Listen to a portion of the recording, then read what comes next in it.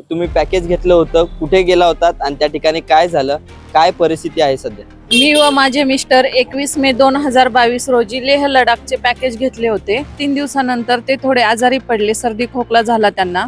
आम्ही मॅनेजरला रिक्वेस्ट केली, त्यांनी हॉस्पिटलला नेले लेहमध्ये, परंतु डॉक्टर नव्हते म्हणून फक्त सिरप दिला आणि परत रिटर्न रूमवरती घेऊन आले. मॅनेजरला ही रिक्वेस्ट केली, परंतु मॅनेजरनी दुर्लक्ष केलं. मी सकाळी उठवायला गेलं, झोपेत मृत्यू झालेला होता.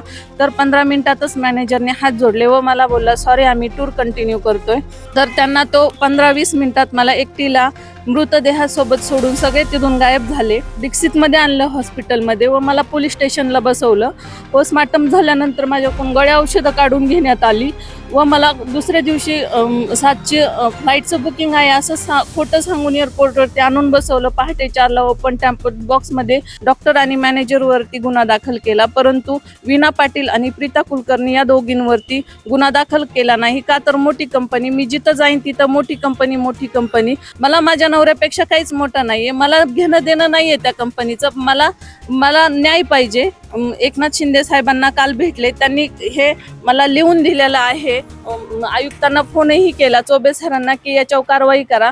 परंतु इथं आल्यानंतर त्यांनी आम्हाला आज वेळही दिला नाही. आम्ही 2 तास थांबून परत आलो.